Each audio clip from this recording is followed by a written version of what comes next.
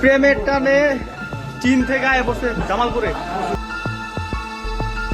মাত্র এক মাস আগে সোশ্যাল মিডিয়ার মাধ্যমে জামালপুর সদর উপজেলার এক তরুণীর সঙ্গে প্রেমের সম্পর্ক গড়ে ওঠে ওয়াং নাং নামে এক চীনা যুবকের।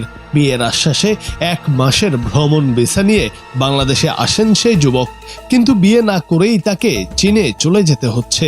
মঙ্গলবার নিজ দেশে ফিরে যেতে চীনা যুবক ওয়াং নাংকে ঢাকার বাসে তুলে দিয়েছে পুলিশ। এই যে এই ছেলেটা আসছে চীন থেকে, এই যে মেয়ের প্রেমের টানে আসছে।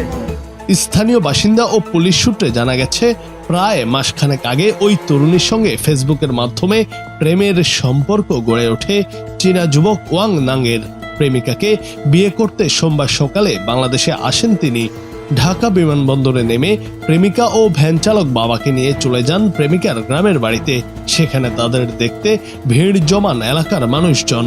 খবর পেয়ে মঙ্গলবার দুপুরে স্থানীয় ইউপি চেয়ারম্যান আব্দুল আউয়াল তাদের ইউনিয়ন কার্যালয়ে ডেকে নেন। সেখানে আলোচনা করে চীনা যুবককে পুলিশের কাছে হস্তান্তর করা হয়। ইউপি চেয়ারম্যান আব্দুল আউয়াল বলেন, চীনা যুবকটি নাস্তিক।